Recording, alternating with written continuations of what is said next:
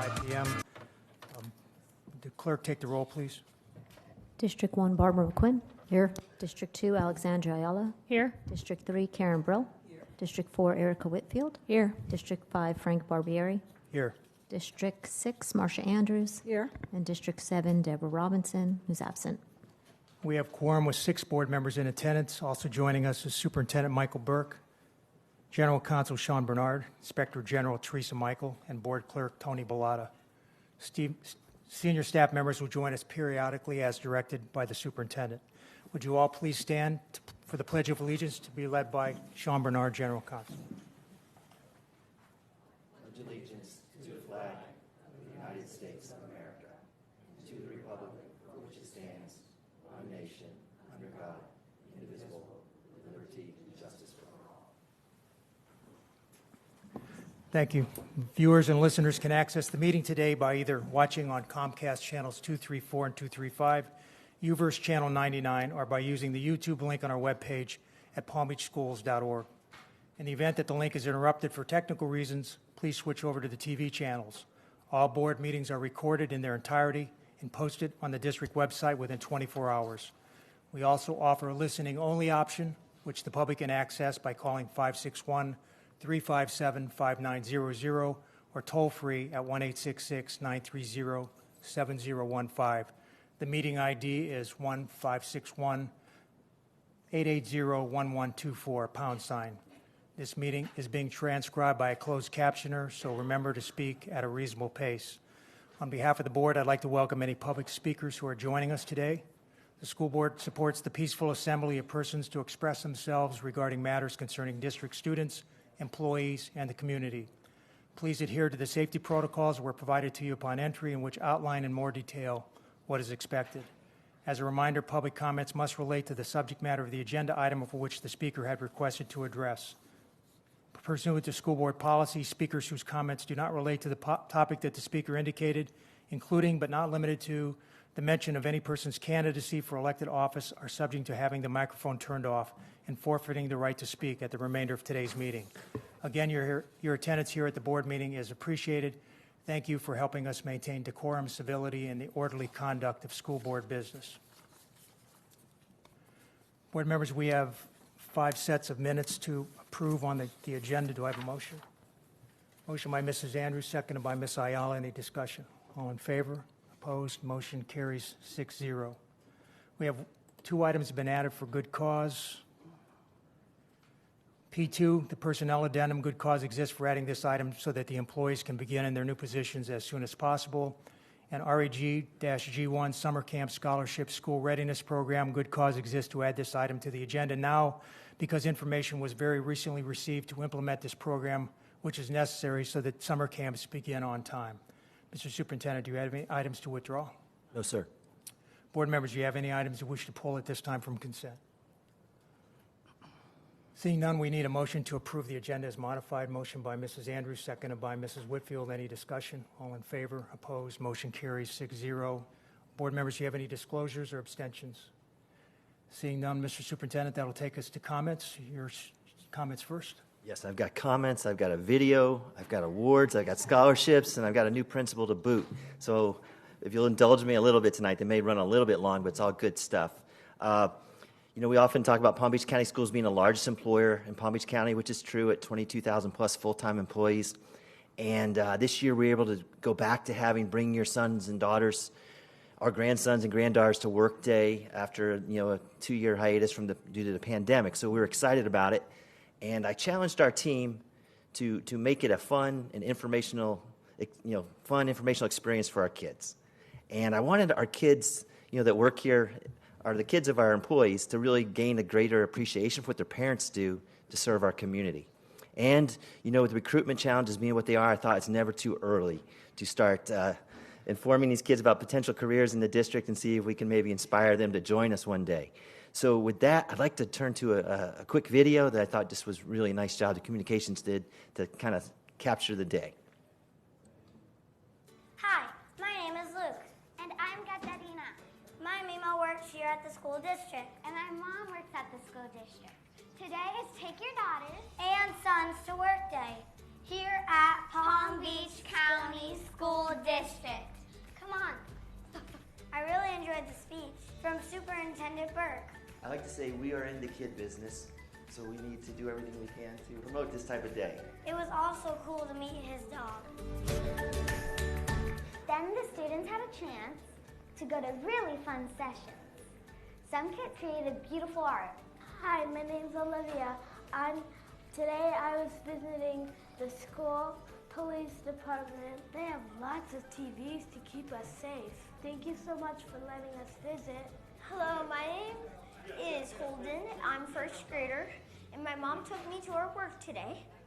And I got to go to the police command center thanks to Major Moore. Hey, Holden, it's so glad to have you guys here. We're excited to let you guys know what we do here in the school police, RTCC. This session is from the Department of Multicultural Education, and we're picking countries and making paper airplanes. It's really fun to come to work with my mom because I just get to learn more about the school district. Also, kids want to work with their parents, who are teachers, administrators. It's really cool to see what your mom or dad or Mima does. With my dad, I'll walk today.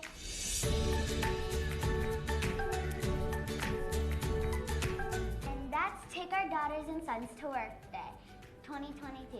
Hope everybody had a great day.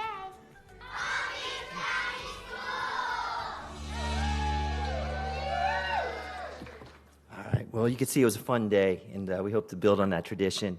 And this is just a fun time of year. You know, last night many of us were together for the William T. Dwyer Awards. It was the 38th annual awards where we honored our finalists and the winners of those teachers that have just gone above and beyond. The competition was fierce, and it was just, again, a proud moment for the district. And I want to thank the Economic Council who puts that together every year. And the major sponsor was also the Hanley Foundation for this year's award. So that was terrific. At this point, I'd like to invite, well, she's already there, Miss Nika Nolan is going to help us out. We have got some robotics champs from Polo Park Middle School back there in the purple shirts. So, Miss Nolan, you want to take it away? Absolutely. Good evening, Mr. Board Chair, board members, superintendents, staff, and community members. This evening, we're going to recognize several talented students for their accomplishments. So as the superintendent said, we're going to begin with a recognition for the robotics teams at Polo Park Middle School. The Cyber Guardians, they finished 5th at the regional competition against 56 other teams and won the Breakthrough Award at the State Invitational. Congratulations to all of the students for this accomplishment. To the students here today, I'd ask you to please come forward as I call your name, and could everyone please hold your applause until I finish calling all of the names. So congratulations to Zaina. I'm sorry, do you want the board to come on down? If you could, yes. I'm sure they'd love to get a photo with everyone. Thank you so much, Superintendent. So yes, congratulations to the students, Zaina Ahmed, Andrew Bueno Tavares, Nicholas DeLosa, Gabriel Forhan, Raul Wanko, Brian Martinez, Ayad Morad, Diego Rodriguez, Evan Scythe, Arna Singh, and Max Swisher. Let's give them all a round of applause.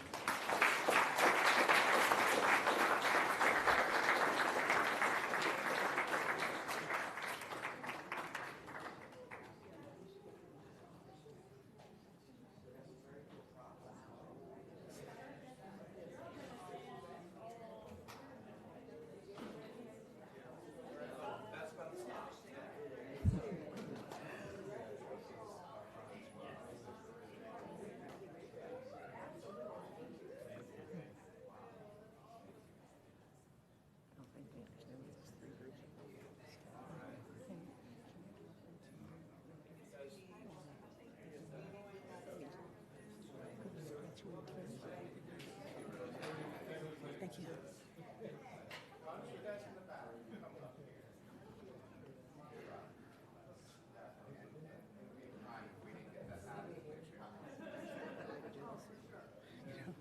We'll figure it out.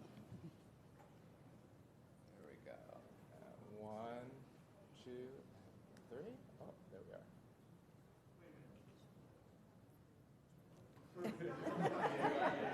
Well played. 1, 2, and 3. Thank you so much.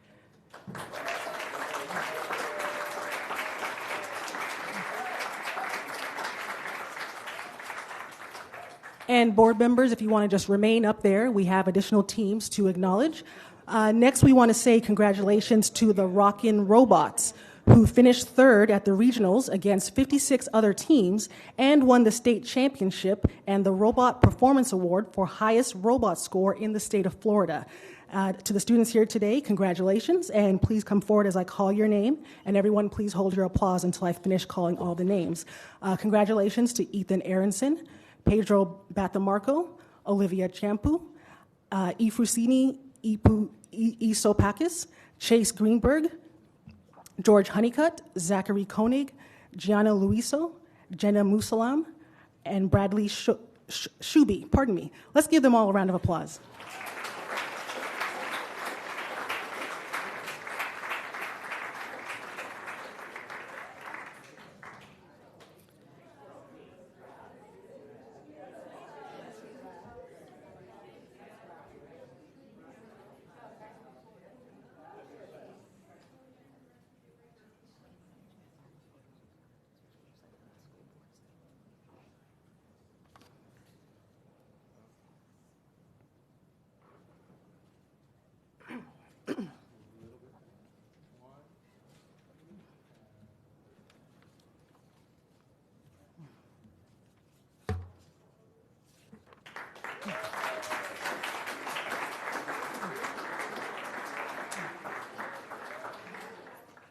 And we want to recognize another robotics team, the Royal Robots. They beat out 55 teams to become regional champions and qualified for the World Invitational, finishing 38th out of 106 teams. Congratulations to the students here today. Please come forward as I call your name.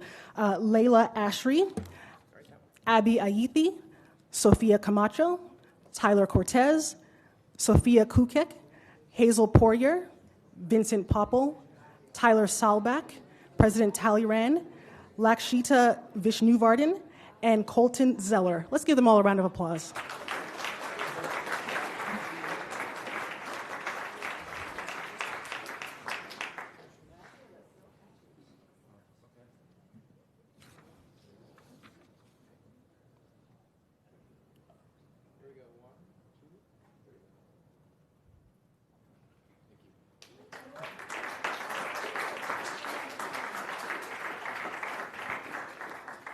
And we also want to acknowledge Owen McIver, a mentor for the team, Asia Bueno Tavares, a historian, science teacher David Grad, and the principal at Polo Park Middle, Mr. Michael Aronson. Thank you for your support, and thank you for being here this evening. And just to note to the families, the photos taken this evening will be available on the school district website for you to view. And finally, we're going to recognize the student winners of the Andrea Peppers Scholarships. The Palm Beach School Administrators Association awards the scholarship to selected Palm Beach County graduating seniors. In order to be considered for this scholarship, students must be children of a current Palm Beach County school-based administrator. Candidates must also write an essay expressing their plans for the future, be a student in good academic standing, and actively participate in extracurricular activities. We are excited to have 17 recipients this year.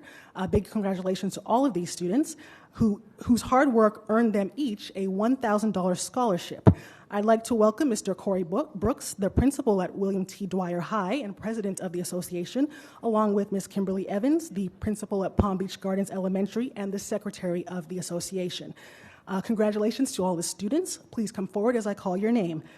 Annabelle DeLugos from Boca Raton Community High, Maxwell Evans from Seminole Ridge Community High, Benjamin Gogler, also from Seminole Ridge Community High, Alyssa Gonzalez, Dreyfus School of the Arts, Sydney Hayden, Wellington Community High, Tavon Henry from Atlanta Community High, Kaya Hoffman from Palm Beach Central High, Devin Kerner, William T. Dwyer High, Hannah Lee, Boca Raton Community High, Lewis Lee, Boca Raton Community High, Lauren Lockhart, Boynton Beach Community High, Christopher Mears, Palm Beach Central High, Colin Morales, Forest Hill Community High, Alexa Orkovsky, Suncoast Community High, Anna Grace Sanford, Jupiter Community High, Anthony Tomas Andres, Atlanta Community High, and Christian Torres from William T. Dwyer High.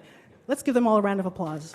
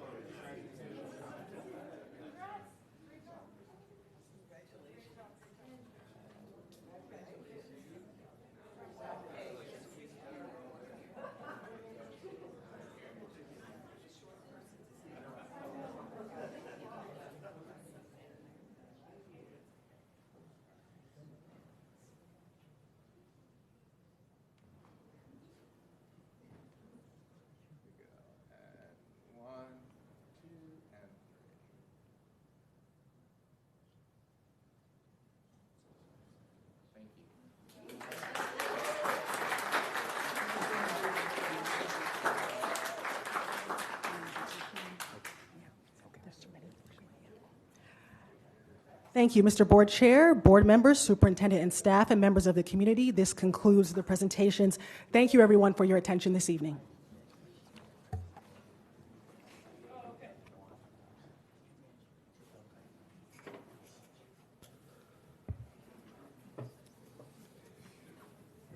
Okay, as the board's coming back to the dais, I'd like to invite up Mr. Ed Tierney. We have a new principal announcement.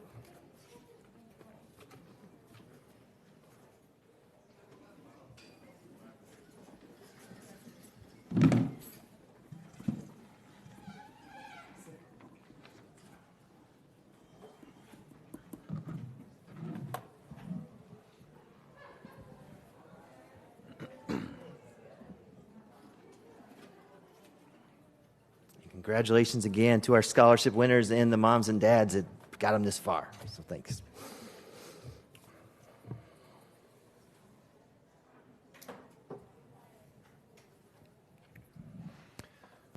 Chairman Barbieri, Vice Chairwoman Mrs. Brill, School Board Member, Superintendent Burke, I'm very pleased to have the opportunity to introduce Palm Beach County School District's newest principal.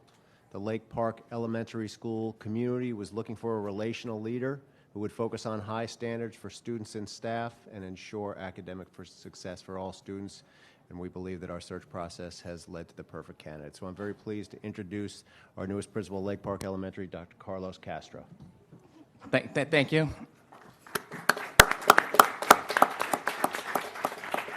Good afternoon, Chairman Barbieri, Vice Chairman Brill, school board members, and Superintendent Mr. Burke.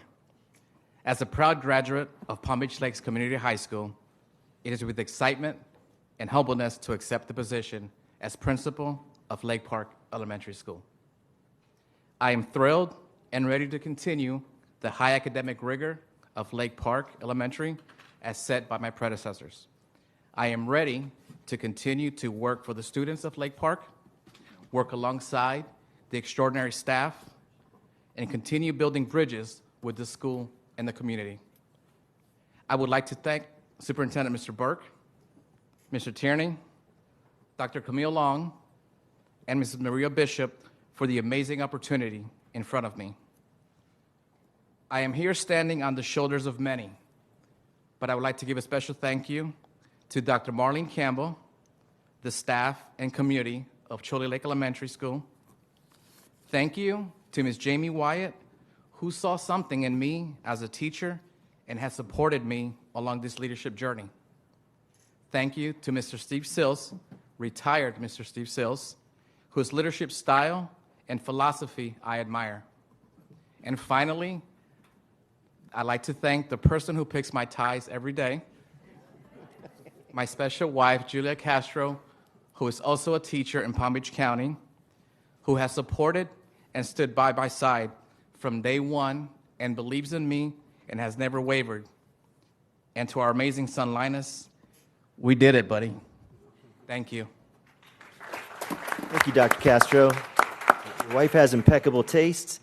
We know you're going to make us proud at Lake Park. You got a strong team there. Thank you. And can't wait to see you hit the ground running. So thank you. Thank you, Let's Mr. get to work. Tierney. Thank you. Last thing I want to say is, tomorrow we start graduation season. So we got 32 ceremonies, 12,000 graduates. Well, actually, a little 12,300 or so. And I'm just excited to be able to serve as superintendent and get to congratulate all of our graduates this year. So with that, Chairman Barbieri, sorry, I almost called you Superintendent Barbieri. No, thank Chairman you. Barbieri, that concludes my comments. Thanks. All right, we'll start with school board comments. We'll start from this end this time. So Mrs. McQuinn's off the hook. Have to go first. Vice Chairwoman Brill. So thank you very much, Mr. Barbieri. And for those that are not normally in attendance here, when the comments get down to me, usually everything's been said.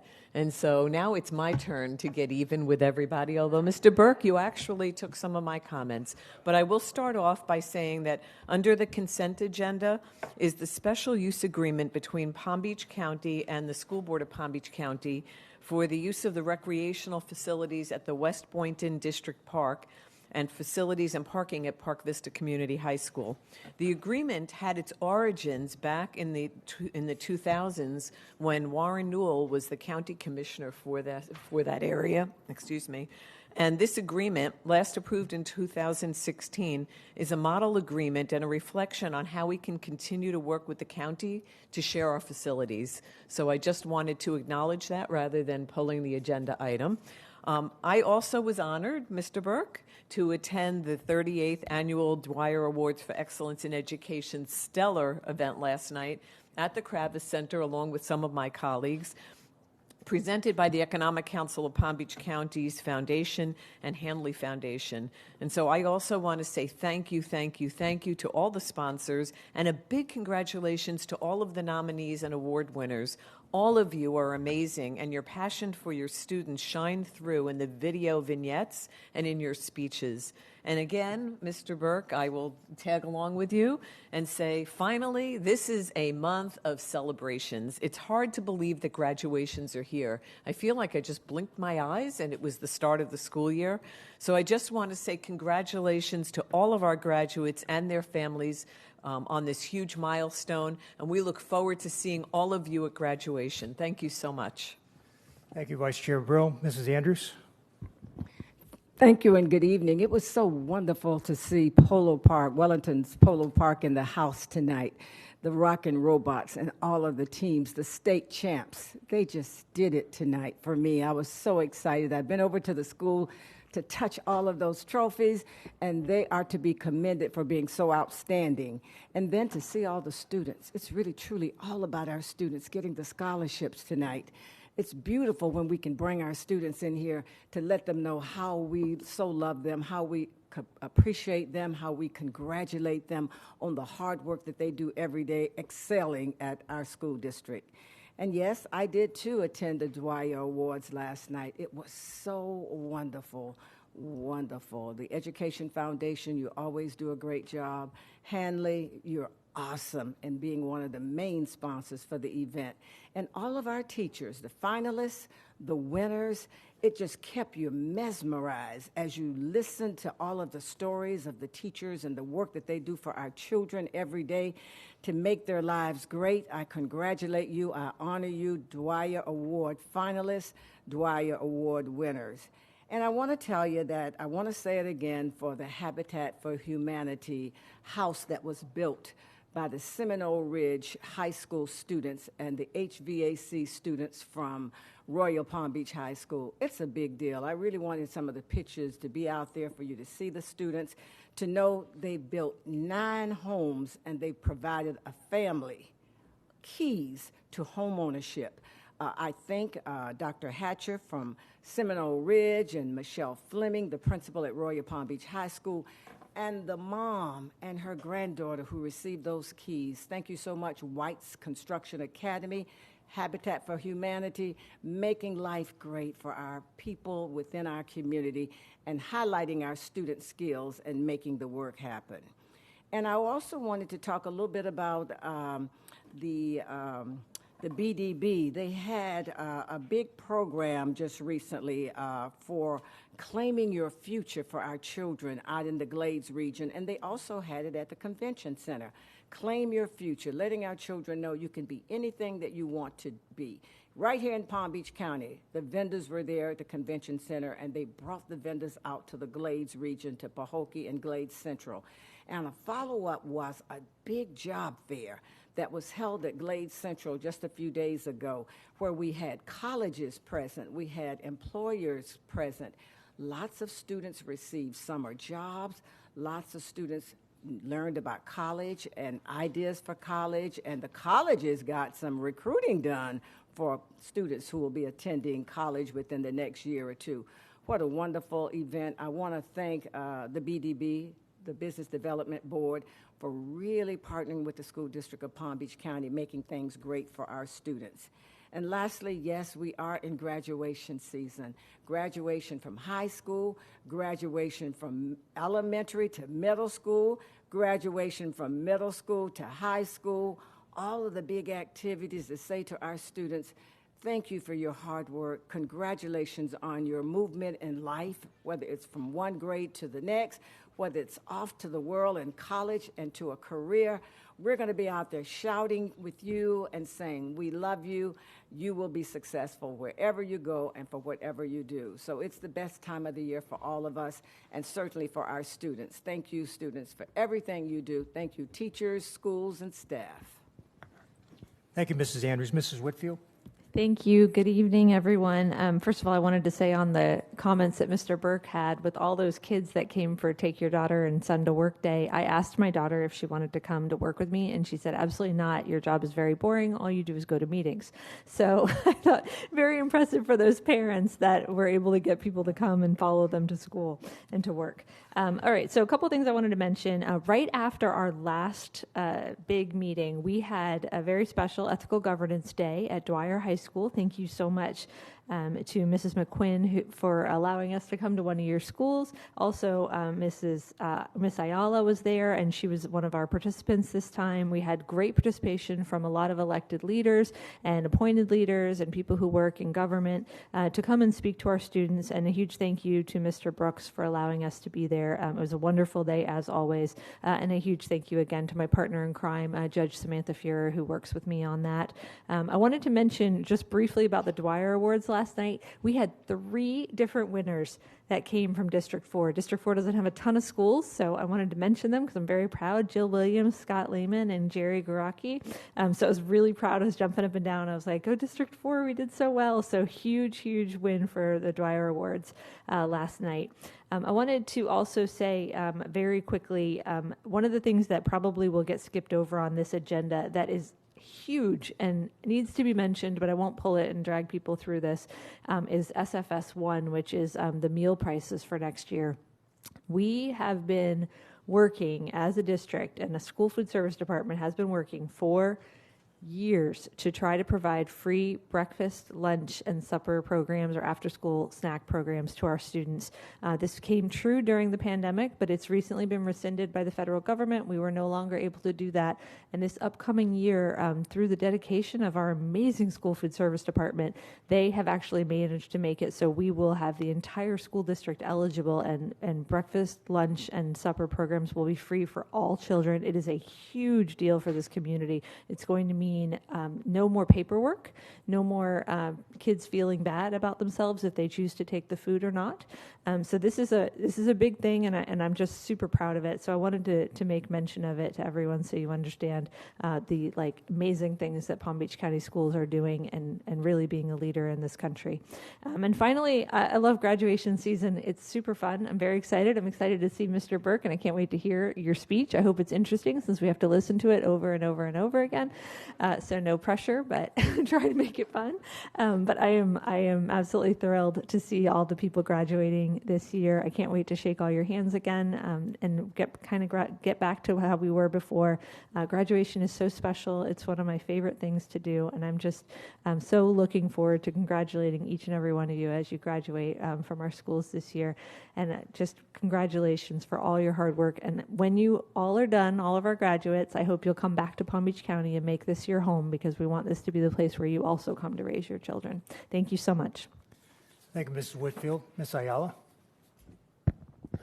Thank you. So first, I'd like to give a thanks to Westgate Elementary Principal Claudia Mejias and her team welcomed me with open arms with redistricting. Westgate was moved into District 2, and I'm looking forward to working collaboratively with all of them to make sure that students have everything they need to succeed. So I want to give them a huge thanks for inviting me to visit and giving me a tour of the grounds and how we can work together moving forward. It's already been said many times, but I want to thank the Economic Council, the Hanley Foundation, the many sponsors of last night's event for making it possible, as well as the judges who have to review extremely difficult applications and nominations for incredible educators. So I've done that before. I know how hard that is. I want to congratulate all of the honorees, past and present, who were in attendance. 2020 and 2021 who were virtual got the opportunity to be celebrated in person and be with one another. And I want to give a special congrats to the representatives from District 2 that were nominees last night: Jessica Bayani from Palm Springs Middle School and Lillian Dixon from C.O. Taylor Kirk Lane Elementary School. Thank you so much for representing District 2 with pride. Last but not least, and this one I'm really excited about, and I think we have graphics to share. Last week, I had a really special opportunity to host an ambitious young woman in our district offices. Daphne Zepeda from Inlet Grove Community High School and I met at the Path to College Shine and Dine event. Path to College is a local organization that works with students in helping them get prepared for college, enter college, and attain scholarships. And that event was where they learned dining and networking etiquette. So they had to be bold and speak to the table members that were with them that night. And the superintendent joined me. We had a really nice time. But she asked me, what does a board member do every day? And that question kind of stumped me because it's never the same. So I really figured I can show you better than I can tell you because it's never the same day twice. That's what keeps the job fun. She confidently asked if she could shadow me. I asked our district team if we could work together to make that happen, and they immediately all got to work. So I want to thank everybody that was involved with that and planning that day, from our chief of staff to Yvette Brown to Barbara Brown to all of our team who did that, and also those who took time out of their day to actually host us. We had a very busy day. Daphne and I visited a lot of departments. We went to our general counsel's office. We went to our Department of Teaching and Learning and our academic office. We went to professional growth, school police, choice and career options, human resources with our new chief of HR, and our multicultural department, and we even got to squeeze in a visit to the Welcome Center, which, by the way, was hosting immunizations this morning and will be twice this month, so keep an eye out for that. But we even got time to squeeze in a quick lunch from our bistro, so I want to thank our team there as well. It was really amazing to host a leader like Daphne, a fellow Latina, she's Venezuelan, who is really a trailblazer. Everyone that we visited, many of them have been with the district a long time, was really impressed that they had a student shadowing, as it seems it's the first time they've seen that kind of activity take place. So she got an inside look at the work that our team does every day, which is very involved and intensive, and she really got to see what makes my job so great, the ability to work with our team of professionals and experts and dedicated educators with a passion for this work. So we really work hard to provide the best educational opportunities for every student, and I really hope that this inspires her to maybe come and work with us one day and come back to the district that gave her the opportunities that I know she'll achieve. So I want to again thank everybody on our team for making that happen. I know it was a big lift, and with graduations looming, we're very busy, but she had the best time, and I hope that we can continue to provide these inside looks to our students in the future. Thank you. Thank you, Ms. Ayala. Mrs. McQuinn?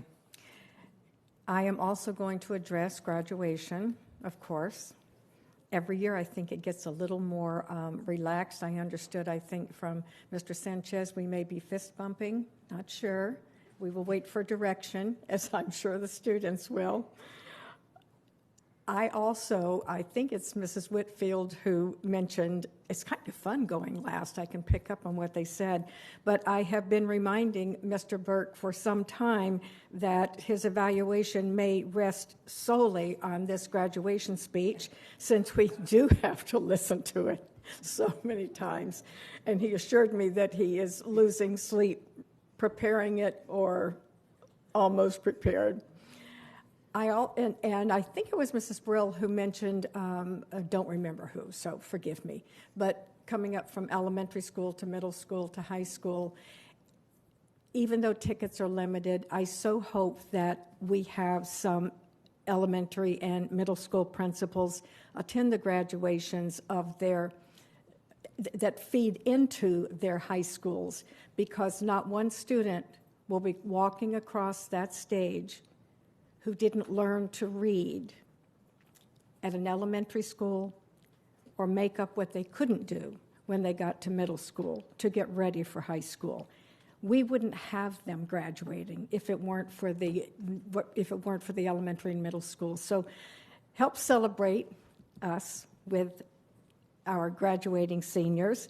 And then finally, in the past couple of weeks, we've had big events.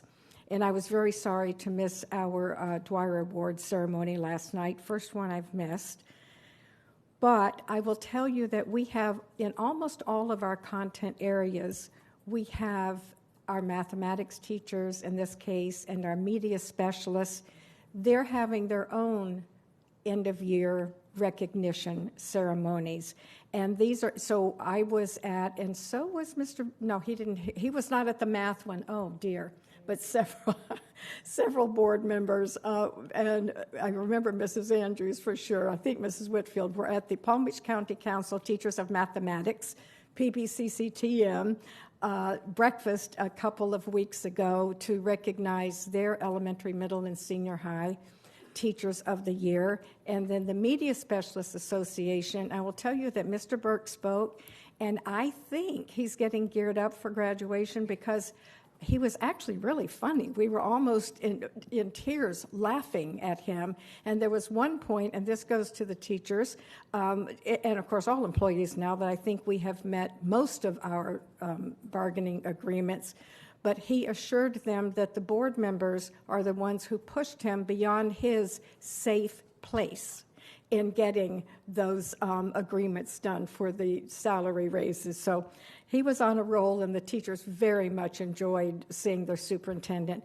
And the point I wanted to make is that these educators, not just math and media specialists, there happen to be the ones that I was invited to attend, but they belong to these associations for professional growth and to celebrate and work with each other, and they do it on their own time and at their own expense. So I appreciate being at those smaller celebrations and yet very important celebrations. So happy May coming up for graduations, and that will conclude my remarks. Thank you, Ms. McQuinn.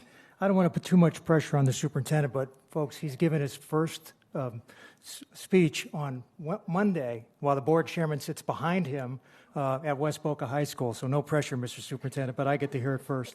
I'll make sure I critique you afterwards.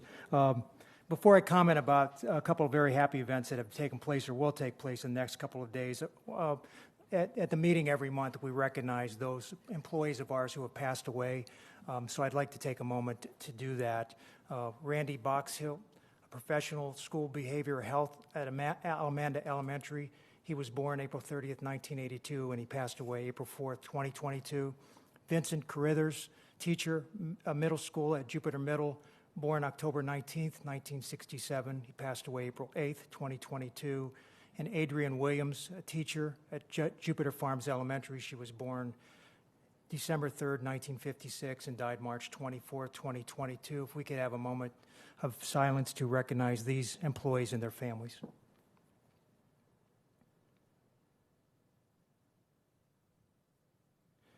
Thank you all.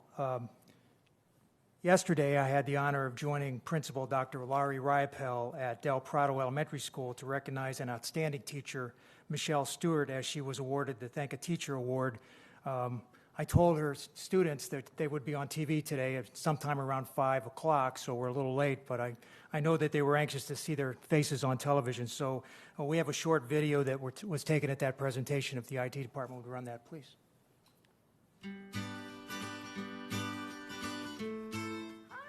I'm Michelle Stewart at Del Prado Elementary School, and I teach 3rd grade. You got it. It isn't a job for me. It's a joy. I really love coming to work or to teach these children every day. The last couple of years have been very trying. I pushed myself even more because they need me. They need that stability. And as some of them will call, I'm their school mom, and I really take that with such pride. Producers. I feel that if you set the tone and you're excited about learning and you're excited about being in school, then it will ripple off to them. I do want to keep fostering that love for learning, that love of camaraderie with each other, so that they can then become the next leaders. So as I was walking to my classroom, I was greeted by my 19 lovables, and my husband David was there as well. Mrs. Stewart, you are this week's Thank a Teacher, so congratulations. Oh, thank you. Well deserved. It's really work from her heart, and that's what makes her so special. She works so hard in maintaining relationships, and she loves her kids to death. Teachers like you make this district shine, and so I'm so proud of you. And on behalf of the school board, thank you so much for your dedication to our kids. Your energy and your spirit and your passion just shine through, and I see it in your children too, your students. The reason why Miss Stewart is a great teacher is because she's helped me be a better student, be a better person. Even when you're really stressed about something, she can help you get through it and she can explain it to you. She's kind and caring. My teacher is caring and cheerful. Just so overwhelmed by the love that I receive. I'm just so proud of them. And I love that. That's what brings me to come back every day, every year. Hey, Palm Beach County, who will you nominate next? Congratulations again, Ms. Stewart, and thank you to the Education Network for putting that together. We have a couple great things that are happening the next couple of days. My colleagues and I will join the superintendent for 3 groundbreakings. One, it's Malaluka Elementary School is being rebuilt, as well as Grove Park. The groundbreaking ceremony is also on Friday, and our brand new middle school in Ms. Brill's district next to Sunset Palms Elementary School, we have a groundbreaking there tomorrow. So I want to thank the taxpayers in Palm Beach County for helping us build 3 brand new schools in the district. Without the support of the taxpayers, we wouldn't be able to do all of the things that we're able to do to make the education in Palm Beach County first class. And with that, I understand Ms. Brill has something she would like to move on the agenda. Thank you, Mr. Barbieri. I would like to take a point of personal privilege and make a motion to take COM1, Asian American and Pacific Islander Heritage Month Proclamation, out of order so that we can vote on the agenda item and I can present the proclamation to Christine Tibbs and Jessica Clasby of the Women's Foundation of Florida. So I'm making the motion to move COM1. Ms. Ayala, will you second that? Any discussion? All in favor? Opposed? Motion carries 6-0. Ms. Ayala, you also have one you wanted to move? Or was it Mrs. Whitfield? Mrs. Whitfield. Thank you so much. I also would like to take a point of personal privilege and make a motion to take COM5, the Gardens of Hope Awareness Day proclamation, out of order, vote on the agenda item, and present the proclamation to Nada Corey, founder and president of the Joseph P. Corey Foundation. We have a second. Ms. Ayala, any discussion? All in favor? Opposed? Motion carries 6-0. We need a motion to approve the agenda as modified. Motion by Mrs. Whitfield, second by Ms. Ayala. Any discussion? All in favor? Opposed? Motion carries 6-0. So we'll start with those items are just being moved up to where on the agenda? After committee reports? Was that your intent, Ms. Brill? Yes, that would be fine. All right. We'll Mr. Barbieri, can we read both of them and then all go down to take the pictures so we can do it together? I'd like to be present for both of the pictures if possible. Sure. Thank you. Let's take the Academic Advisory Committee report first. Is there someone here to present that report? She's not attending. Audit Committee is attached to the agenda. Construction Oversight Review Committee is attached to the agenda. Is there a report from District Diversity and Equity Committee?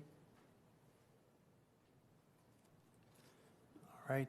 General Counsel, do you have a report? No report. Inspector General? No report. All right.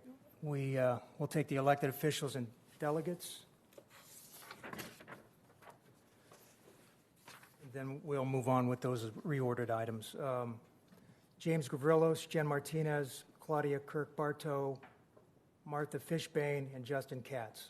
Please come up to the podium or to the microphone. Whoever gets there first has got it first. I win. You win. Claudia Kirk-Bartow, Junior Achievement of the Palm Beaches and Treasure Coast. Good evening. Chairman Barbieri, Vice Chair Brill, board members, and Superintendent Burke. Thank you again, as always. As we wrap up the school year, Junior Achievement has served 52,535 students in Palm Beach County in over 700 individual classrooms.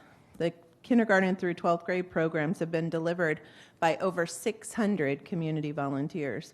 This means that our local students have received over 94,000 instructional hours to help them prepare and succeed for their futures. We've had a few JA days. The team implemented 4 this past month. and they had the pleasure of hosting community volunteers and JA High School heroes at Westgate Elementary, Jupiter Elementary, Belglade Elementary, and Palmetto Elementary. Our hands-on work readiness programs prepared our local elementary students to be good citizens, understand the importance of budgeting and saving, and preparing for their future careers. Thank you to the volunteers that made these JA days possible. Junior Achievement Board member Kathy Burstein and her team at the Clerk and Comptroller's Office, our JA Board member Kyle Morris and his team at Truist, the West Palm Beach Rotary Club, Jupiter High School boys volleyball team, Jupiter High School Latinos in Action students, Glade Central High School AVID students.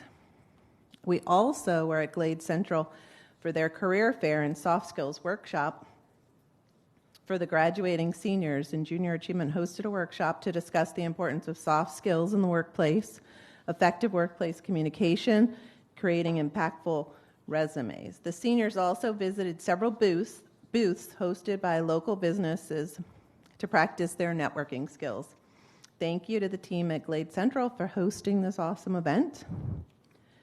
We are also excited to launch the 3DE by Junior Achievement program at William T. Dwyer High School next school year with 150 freshmen. The goal of 3DE is to create relevant, experiential, and authentically connected educational experiences for students. Throughout their 4 years in this program, students will connect with local and national businesses to help them solve real-world problems while practicing the art of effective communication, teamwork, and problem solving. We're so grateful for our incredible partners that are ready to launch with the Panthers in the fall. Those case partners are Truist, Carrier, Arby's, the Palm Beach Gardens Police Department, and Delta Airlines. And we're really grateful for their support at Dwyer. And we're grateful to you because you all nominated us for the Florida Department of Education Commissioner's Business Recognition Awards. So thank you. We really appreciate it and are grateful for our relationship with the Palm Beach County School District and look forward to continuing the great work for years to come. So thank you again and happy almost summer. Thank you.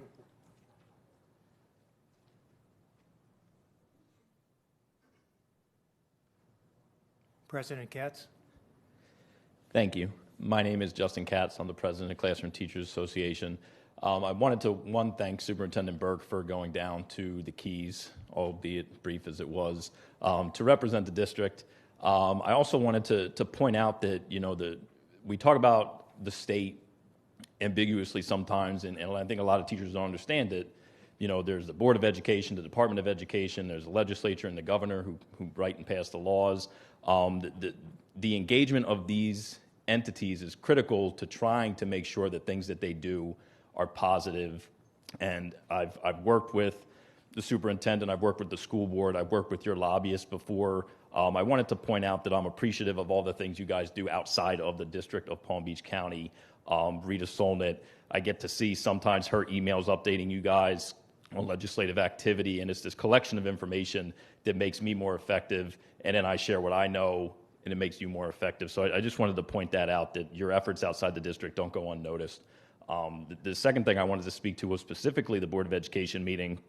I don't know if it's because the Sixers are playing the Heat, but watching that meeting, all I could think about was Allen Iverson, and as I'm watching this meeting that in large part encompassed discussions about teacher raises, and all that was talked about was deadlines. Deadlines. I don't understand how deadlines in a state that ranks 48th in teacher pay, 45th in student allocation funding, that the topic was deadlines. Again, if you don't understand the Allen Iverson reference, I'm sorry, but deadlines. So, and it's not their fault. I understand the Board of Education has a purpose. They articulated it. They have to make sure that the laws that are passed and the rules that are passed are being abided. So I'm not attacking any of them. I've gotten beyond the mentality of attacking people who I disagree with. I just want to talk to people who I disagree with. And I would urge the Board of Education members or anybody who watches these meetings, or the Department of Education or the governor or the legislature, in a state that's ranked 48th in teacher pay and 45th in student funding, and we're talking about deadlines. We need to talk about becoming 40th in teacher pay and 40th in funding, or God forbid 30th or 20th. Imagine that. I just want to make it as clear as possible that we are not going in the right direction as a state. That is not your fault. It pains me that that discussion today at the Board of Education did not praise Palm Beach County for coming up with the resolutions and negotiations that produce the largest and best outcomes for teachers when compared to other counties. It bothered me that there was no discussion of outcomes. Nobody talked about teachers getting 0.5% raises, 0% raises, bonuses that mean nothing beyond you paying a bill this month. It bothered me, and again, I want to make clear that I'm not attacking anybody. I'm beyond that in this discussion. I just want to find solutions with the people who are in power and can fix things, and the Board of Education members are part of that group. And I would love to have a conversation with any of them. I would love to have a conversation with the governor, anybody who can explain to me what they think we can do to move our resources forward. The team, public education in Florida, can only do as well as the resources we have available to us. Again, a team that has a payroll of a bunch of low-quality players or even amazing players, but they're not getting paid, they're going to walk. I'm stuck in a sports analogy loop, but the state can do better. The Board of Education needs to engage teachers, not just call people down there to take them to task or try to take them to task for deadlines when we're ranked 48th in the country in teacher pay. We can do better. Thank you. Thank you, Mr. Katz.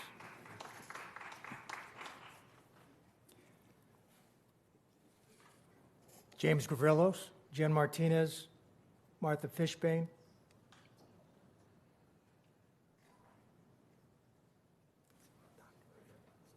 Jump up. Board Chair Barbieri, members of the school board, Superintendent Burke. My name is Marcia Fishbane. I'm chair of the School Health Advisory Council, commonly known as SHAC. Purpose today is to provide you with a brief update about SHAC and also deep thanks and appreciation to the board for your strong support, especially these past 2 years in dealing with the pandemic.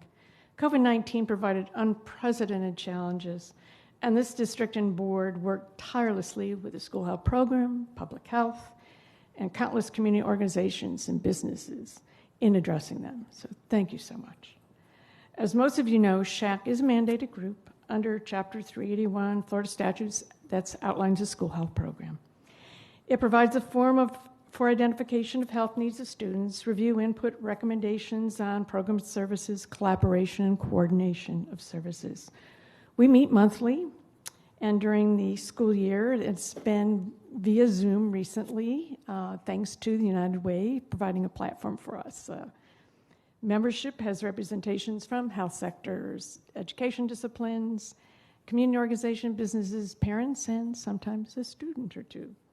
Special thanks to our current board member, I knew she couldn't be here, Dr. Robinson, for her commitment and her active participation the last year and a half has really been outstanding, and we really appreciate her input. And board member Brill, I want to acknowledge because her tenure expired during the very beginning of that pandemic year. And again, your commitment, dedication, and service and input provided was deeply appreciated. So thank you. Board members taking time out of the multiple meetings they can attend, we do deeply appreciate that. So just to touch a few highlights quickly, one area demanding SHAC's attention has been the mental health of our youth. As the Academy of Pediatrics and national partners declared last October, there is a national emergency in child and adolescent mental health. I'm not telling you anything new. The district, I want to acknowledge, has already been in strong response mode, utilizing referendum dollars, developing a very strong Department of Behavioral and Mental Health.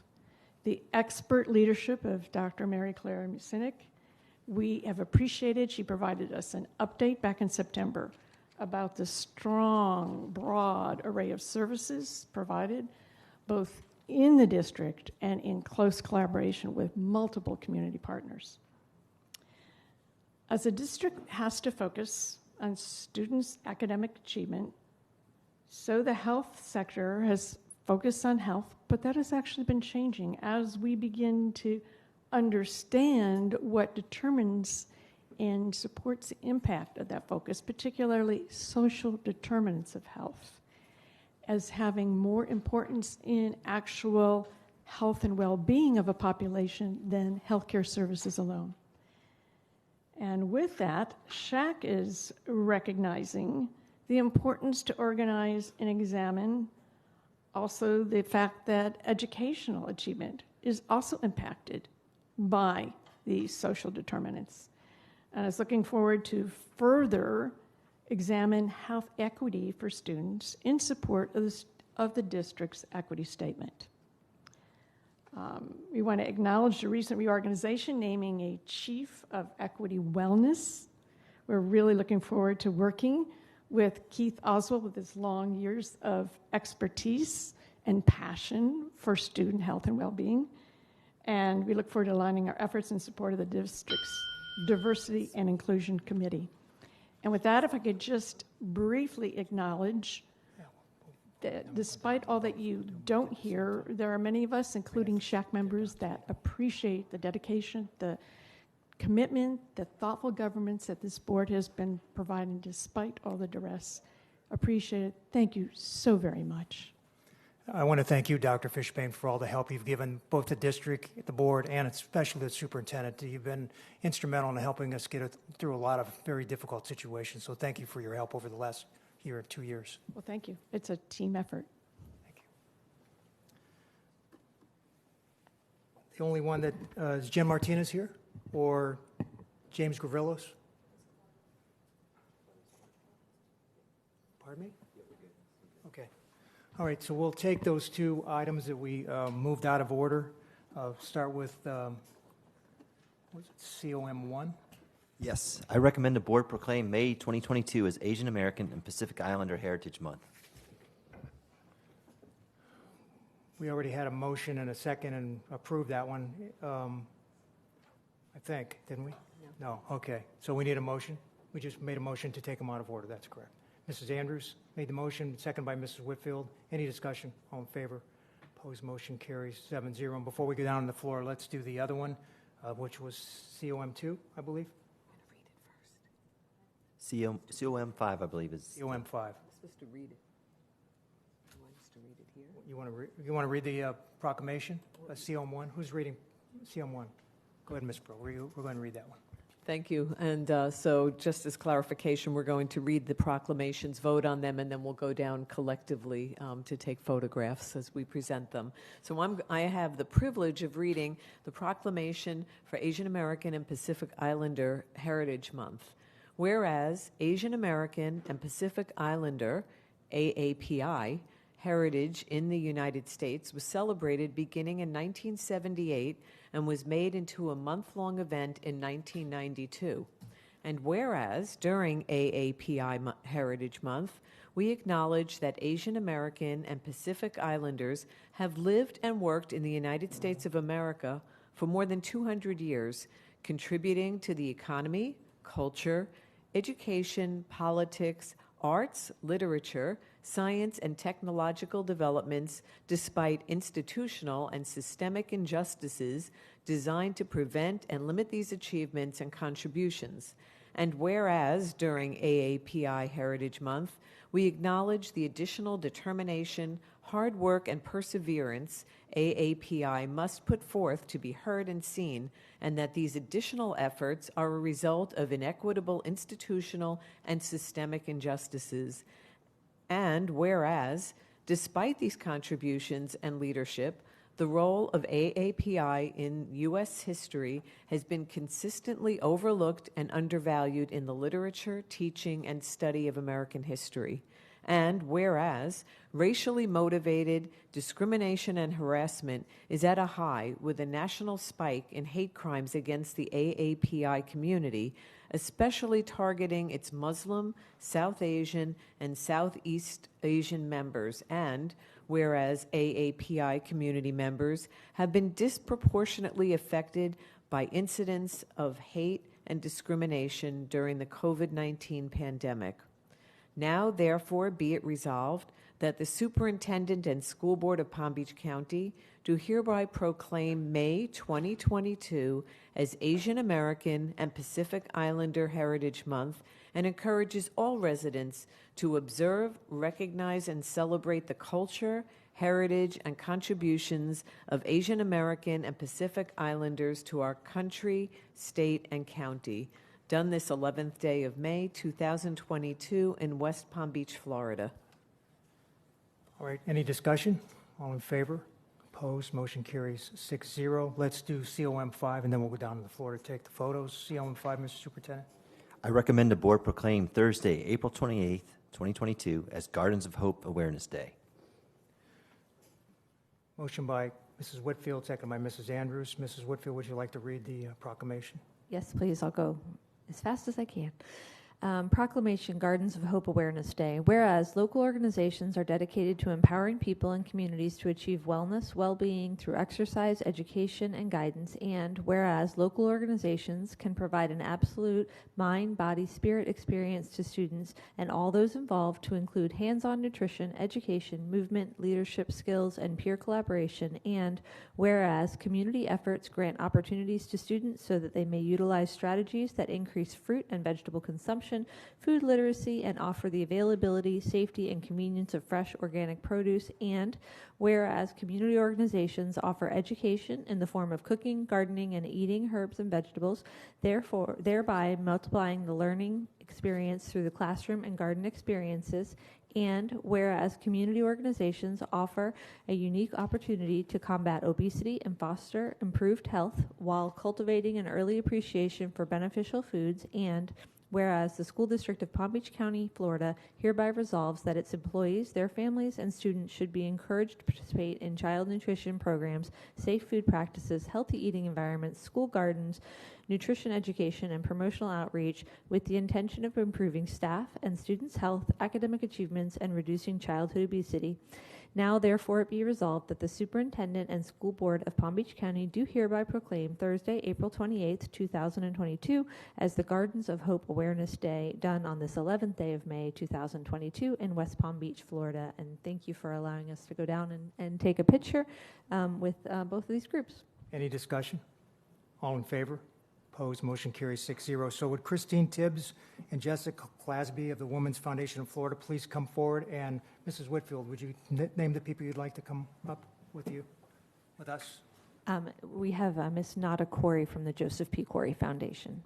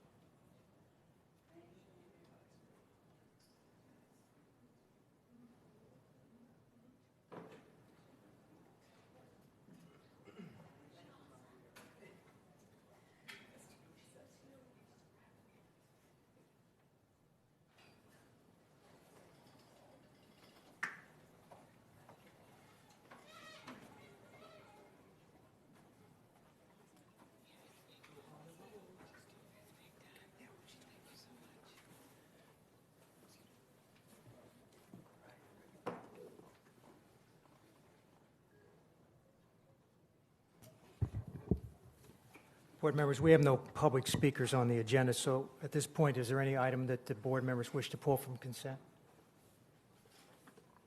If not, we need a motion to approve the consent agenda. Motion by Mrs. Whitfield, second by Mrs. Andrews. Any discussion? All in favor? Opposed? Motion carries 6-0. So, Mr. Superintendent, I guess that takes us to COM 2. Yes, I recommend the board proclaim May 2022 as Haitian Heritage Month. Motion by Mrs. Andrews, seconded by Ms. Ayala. Ms. Ayala, are you reading that proclamation? Thank you. Whereas the growth and prosperity of Palm Beach County, Florida is due in part to an ethnic diversity that includes a substantial and rapidly increasing Haitian population, and whereas we recognize the valuable contributions of the Haitian people in the fight for the independence of the United States of America, especially in the Battle of Savannah, and pay due tribute to their legacy, and whereas the Haitian population in South Florida joins together during the month of May to celebrate their historical and cultural identity, and whereas the month includes Haitian Flag Day on May 18th to celebrate the creation of the flag of Haiti and revolution in Haiti that led to the country's independence from France and set the precedent for slave uprisings in the United States, the day is the anniversary of the date of the flag's adoption in 1803, and whereas it is appropriate to promote awareness and understanding of cultural diversity in our society in order to strengthen the self-esteem of our multicultural student population and improve their academic achievement, now therefore be it resolved that the Superintendent and School Board of Palm Beach County do hereby proclaim May 2022 as Haitian Heritage Month and highlight the unique diversity of the Haitian culture and their contributions to Palm Beach County, the state of Florida, and the United States. Done this 11th day of May 2022 in West Palm Beach, Florida. Any discussion? All in favor? Opposed? Motion carries 6-0. COM 3. I recommend the board proclaim May 2022 as Jewish American Heritage Month. Motion by Mrs. Andrews, seconded by Mrs. Whitfield. Ms. Brill. Thank you. And this is a little bit longer, but it's of extreme importance given the anti-Semitism that's on the rise around the country. So it's my honor to read the proclamation for Jewish American Heritage Month.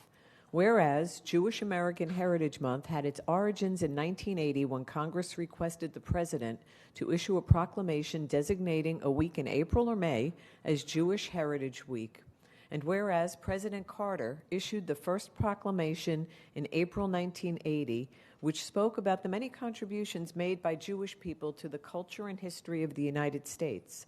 And whereas on April 20th, 2006, President George W. Bush proclaimed that May would be Jewish American Heritage Month, thanks to the efforts of the Jewish Museum of Florida and South Florida Jewish community leaders that resulted in resolutions urging the President to proclaim a month that would recognize the more than 370-year history of Jewish contributions to American culture.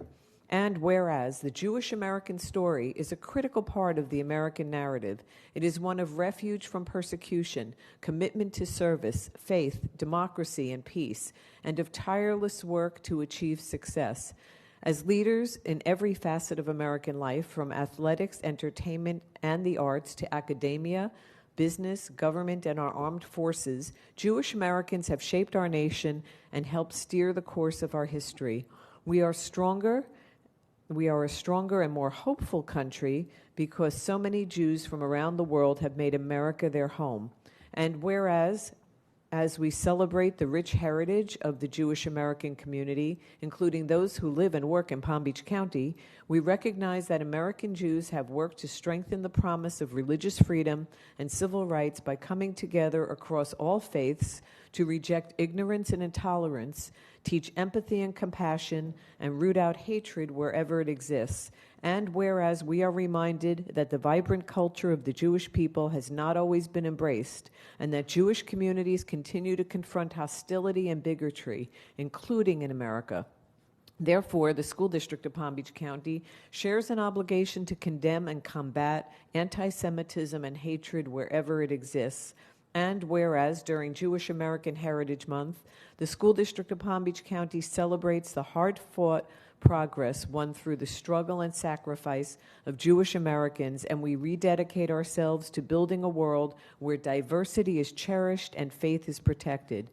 Now, therefore, be it resolved that the Superintendent and School Board of Palm Beach County do hereby proclaim May 2022 as Jewish American Heritage Month in the School District of Palm Beach County, and calls upon all residents to celebrate Jewish Americans who have helped weave the fabric of American history, culture, and society, and to observe this month with solemn remembrance.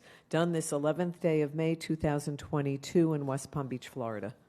Any discussion? All in favor? Opposed? Motion carries 6-0. COM 4. Yes, I'd like to dedicate this next proclamation to Ms. Teresa Michael, our Inspector General, and her team. I think it'll be self-evident why. I recommend the board proclaim May 2022 as International Internal Audit Awareness Month. Do we have a motion? Motion by Mrs. Whitfield, seconded by Ms. Ayala. Any discussion? All in favor? Opposed? Motion carries 6-0. Okay. COM 6. I recommend the board proclaim May 2022 as Mental Health Awareness and Trauma-Informed Care Month. Motion by Mrs. Whitfield, seconded by Mrs. Andrews. Someone reading that one, or are we just going to do No. Mrs. Whitfield? I was laughing that nobody wanted to read the Internal Audit Awareness Month one. You didn't get a lot of takers on that one. So this one is very important to me, and it's actually very much my privilege to read this, especially since we had Dr. Fishbane here today talking about the social determinants of health and all the things that I think that make the school district so special in these last few years. So this is the Proclamation for Mental Health Awareness and Trauma-Informed Care Month, whereas mental health is essential to everyone's overall health, well-being, and whereas everyone experiences times of stress and struggles in their lives, and whereas 1 in 4 adults and 1 in 5 youth age 13 to 18 experience serious mental illness, and whereas research recognizes that adverse childhood experiences, known as ACEs, are traumatic events that can have profound effect on a child's developing brain and body and can result in poor physical and mental health during childhood and adulthood.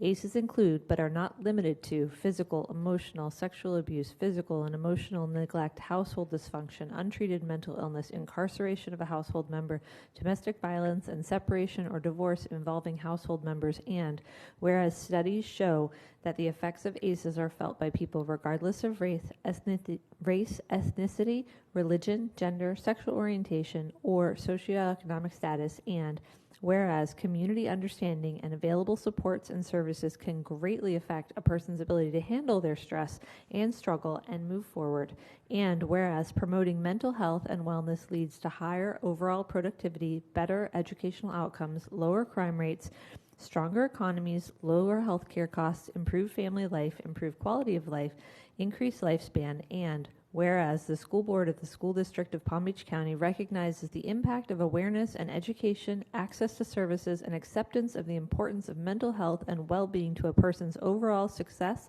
and supports the implementation of trauma-informed approaches throughout the systems of care. Now, therefore, it be resolved that the Superintendent and School Board of Palm Beach County do hereby proclaim May 2022 as Mental Health Awareness and Trauma-Informed Care Month, done this 11th day of May 2022 in West Palm Beach, Florida. Thank you very much. Thank you, Mrs. Whitfield. Any discussion? All in favor? Opposed? Motion carries 6-0. P2, Mr. Superintendent. I recommend the school board approve the personnel addendum as submitted. Motion by Mrs. Whitfield, seconded by Ms. Ayala. Any discussion? All in favor? Opposed? Motion carries 6-0. We'll take us to our last one, REG G1. Yes.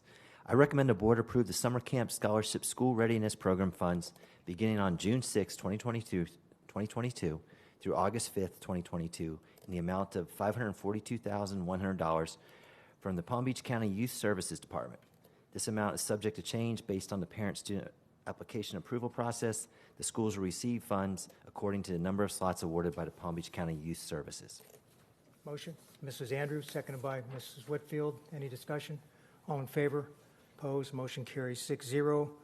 That will take us to non-agenda speakers. I'll call you 3 at a time. Please come up to the microphone, state your name, and watch the clock. Brother Carl Muhammad, Ezekiel Edmonds, and Patrick Glover.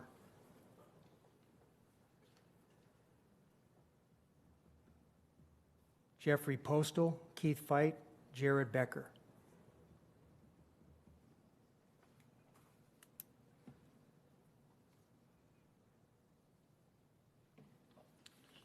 Good evening. My name is Jared Postal, and I am the founder of the IC Color Project. We are the first nonprofit charity in the United States focused solely on children with color blindness.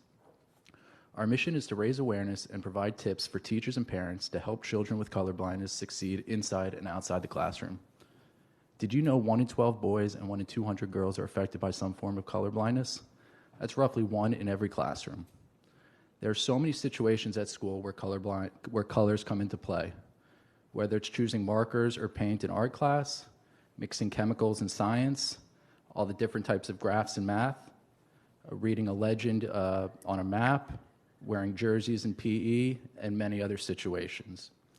The IC Color Project is proposing to screen children for potential color blindness via an online test. It takes about 5 minutes and consists of selecting numbers with different color backgrounds. It determines if the testee has color blindness and can tell which type of color blindness they have. There's a company in California called Enchroma that makes color filter glasses for people affected by color blindness.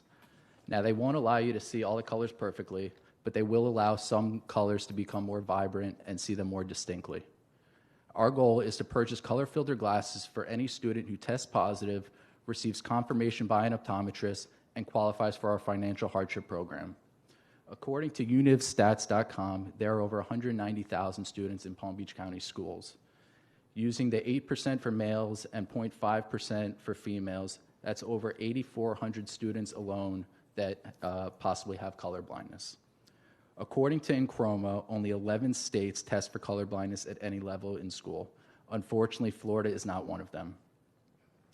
In an Enchroma survey titled "Study Finds Overwhelming Evidence That Color Blindness Hinders Learning in School," some highlights include 4 out of 10 colorblind students try to avoid schoolwork and activities involving color. More than 1 in 3 colorblind students say teachers get frustrated with them when they couldn't understand schoolwork involving color. Only 20% of teachers adapt schoolwork to accommodate colorblind students, and 87% support mandatory testing in schools for children with color blindness. Now let's put ourselves in the shoes of a colorblind student for 1 second. Studies show they lack self-confidence, they may also have low self-esteem, and unfortunately, frustration. You can only imagine the frustration a child must feel when they do their best on an assignment and do not understand what they got wrong. In closing, we are looking to put children in the best possible position to succeed. This project will not cost the school board anything, and we have everything in place to do so successfully.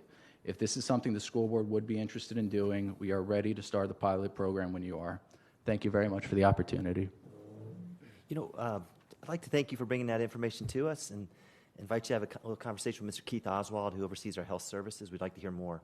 Absolutely. I also have a paperwork for everybody. Thank you All right, very thank much. you.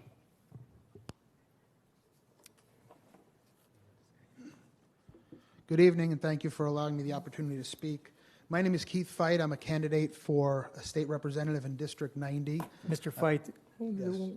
you obviously weren't here at the beginning of the meeting. Candidacy declarations at board meetings are not allowed, so keep that in mind in the future. Okay, I was You just can't talk about your candidacy this evening. Very well. My apologies, just introducing myself. I'm a father and educator of 25 years, and I have a PhD in educational leadership. The School District of Palm Beach County new mission and equity statement states that all students, regardless of race and other factors, will have access to the opportunities, resources, and support they need to imagine, nurture, and achieve their dreams. Now, as a researcher, I'm fully aware of the historical disparities between student achievement of various demographic groups, and I unconditionally support education equality. The quality of a student's education should never be determined by his or her race, parents' income, zip code, or any other demographic factor. Unfortunately, when we hear equity from the government today, it's not about equal opportunity, but equal outcomes. Throughout the country, we have seen diversity, equity, and inclusion implemented as a common disguise for critical race theory. We've seen equity being used not to open more educational doors and opportunities, but rather to remove opportunities and close doors. These policies are discriminatory. When intersectionality drives policy, effort, achievement, and learning decrease. I mean, we see in Oregon, the Department of Education promotes a project that claims that asking a student to show work in math is white supremacy. That the same state recently removed reading, writing, and math graduation requirements in order to better serve the minority student populations. In California, some districts are training teachers to remove consequences for students of color who misbehave, cut class, or don't do homework.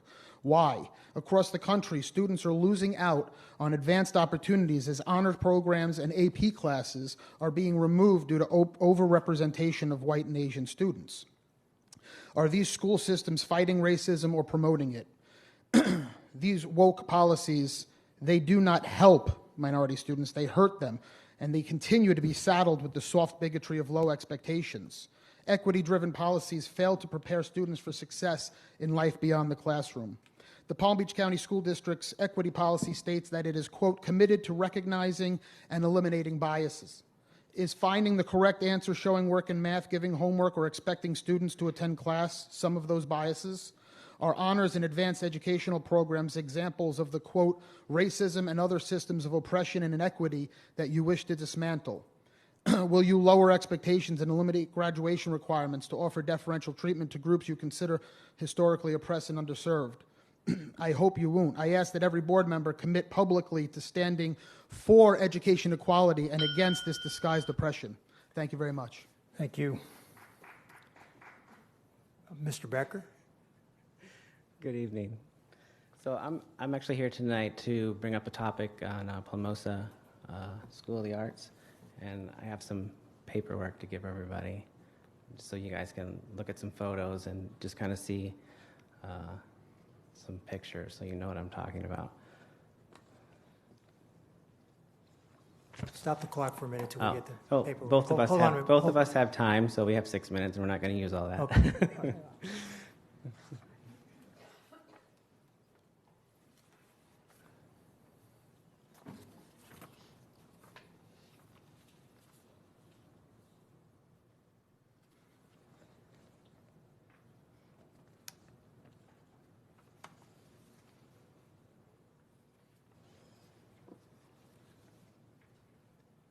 All right, Mr. Becker, just state your name for the record, please. Jared Becker. Go ahead. So basically why we're here is that there's a couple routes to that school, and one of the ones that leads in from a neighborhood that we live in was locked because we actually brought up an issue that it might not be safe for the kids. But what they did was, so what I wrote, the new route to the school was not examined for its viability and safety before the gate was locked, and is being shown to be substantially more dangerous. We want to help and look for a solution and not another obstacle.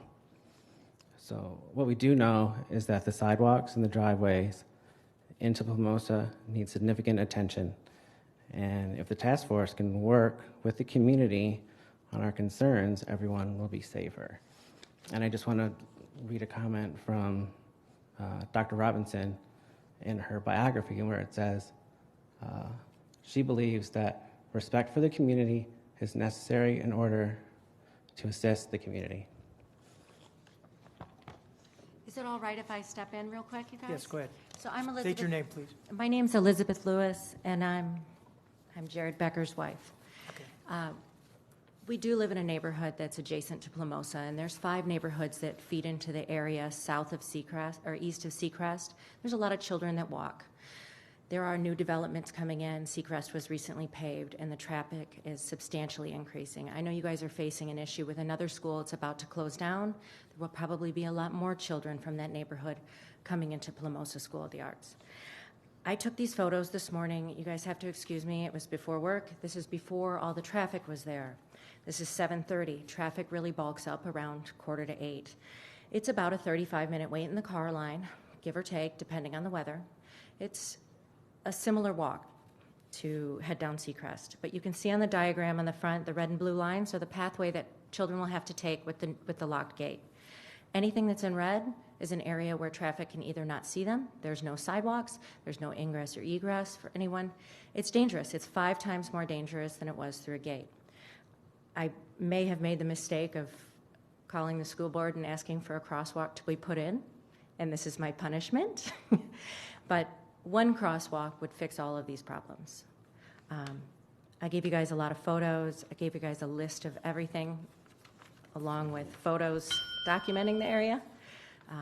if you take a look and give us a little bit of attention on your next meeting, we'd really appreciate it. Thank you. Thank you. I just want to mention the city of Delray is performing a safe walking route analysis. I'd like to ask Dr. Licata just to follow up with our parents, our speakers here, and just make sure we exchange information. Thank you. Thank you. Thanks, you guys. Patrick Glover, Ashley Labad.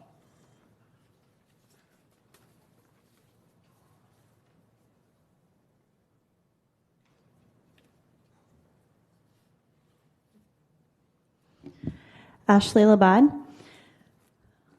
There's a couple of things that I wanted to discuss tonight. One is the calendars. Next year looks good. This year was great, by the way. Thank you. But the calendars that you guys were discussing to pass, teachers do not want to be in school through June. Last year was a lot, especially because we had a shorter summer. Please start to ask us for our opinions, including charter, because we kind of get left out of that a lot.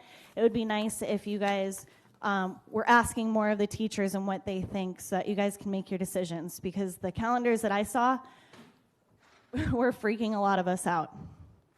The second thing that I want to discuss, this is from Kids Safe, the book that was in my mailbox that says, "My body is special and belongs to me." So going off of that, you guys were talking about more vaccine sites. This is personal choice for families and should not be pushed within our district. I hope next year you guys will not require that of families and that you will not be pushing the masks again, because COVID is here to stay. The next thing I wanted to talk about was human growth and development. There's a lot of stuff, especially in the high school section, that parents are not okay with. A lot of people are opting out, but they do believe that a lot of these issues should be discussed in the home. Personally, as a 5th grade teacher, I don't think teaching my kids about HIV is necessarily what they are thinking about right now. Maybe in some schools, but I think that you guys should look over that a little bit more. ESSER funds. I've been doing a lot of research on that, and part of these ESSER funds, you guys have been talking about teacher pay. There is plenty of money, millions of dollars that is going into that. The glasses that guy talked about, that'd be a great way to use the money, because I see that it goes into the next couple of years. There's also, let's see, I had Charter Pass Plus, $628,845.60. It's a lot of money. I mean, I just have a list of stuff. It's millions and millions of dollars. There's $29.5 million for COVID cleaning and supplies, etc. But classrooms are still dirty. I'm out of tissues. My daughter's class is out of tissues. With all this money spent, I'm kind of curious why any of this is happening. There's plenty of money to take care of these schools, and I feel like all of the money that you guys got with these ESSER funds is not being allocated properly, and it's not very clear in the FOIA request that a friend of mine got from you guys about where they're actually being spent. And as a taxpayer, a mom and a teacher, I'd like to know that. Also, $94,000, $41,000, $37,000 for campaigns. I want to know why you guys need that much. Maybe you could share that with the teachers too, because we could use more money. Thank you. You know, just for the board, I'd like to point out that Ms. Labad works at a charter school. So charter schools receive their share of ESSER dollars, and they have to spend them within the confines of the grant requirements, but you have no control over that. This school district does not have control over that. We have oversight responsibilities, but those decisions, whether they need to buy tissue or something, those concerns should be brought to the charter school governing board, not this school board. So thank you. The last item we have is Ms. Brill's board discussion item. Ms. Brill. Thank you. So you'll all remember that we had, because of the despicable remarks and behavior of the now outgoing president of FSBA, we had chosen to withdraw from our membership, and at the time we had said that we would revisit a conversation. The vote for the new president is scheduled for the general membership meeting on June 9th, and so the swearing in occurs at the same time. And technically, the new president takes office on July 1st, which is the first day of the next fiscal year, which would also coincide with the first day of the new membership year. So the reason I brought this up as a discussion item is to see if there's a majority nod of heads, that whether we should have the superintendent bring back an agenda item for us to rejoin FSBA, given what's going on right now with the Department of Education, with Tallahassee. We do have a new commissioner of education. I think that at this time, having more opportunities with the other districts around the state makes sense. And since this was an isolated incident, I think that we should revisit it. Mrs. Andrews? Thank you, Mrs. Brill, for bringing it back up. I've been keeping up with the Florida School Boards Association. I have quite a few friends there. I think many of us do. And they did put some implementations in place to try to address some of the concerns that we had expressed about the current president. Yes, her term is over. I've been following it quite well. I do know the new president as well as the president-elect. I'm pretty pleased with that.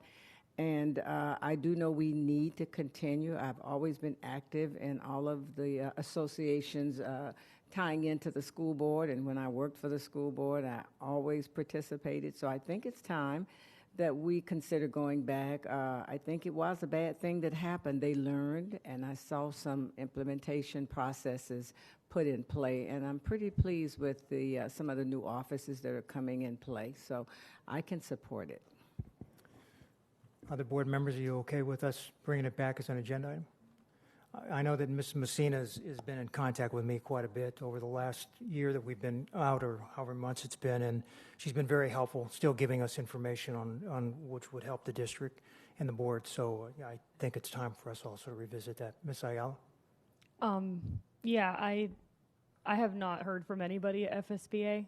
I know that I haven't been here that long, but I did attend their conference, and I don't, for the amount of money that it costs to be a member for an organization to allow a leader to serve in the capacity that she did and do little to nothing is not okay with me. I still do not see the value academically of what the organization brings. So I am not yet comfortable. I do know that some of our team members in Palm Beach, through their leadership with the Florida ALAS, have worked with the School Boards Association to provide them perspective on the importance of culturally sensitive leadership and understanding that we serve a variety of students and making words matter when you're in a leadership position. And I have not felt that the organization took that seriously. Someone's term ending does not mean that the mindset of the organization has changed. So I am not closed off to a conversation about it, but I'm just sharing that I have not had any communication from them since we decided to part ways, and I did not feel that the academic value of our investment in the organization,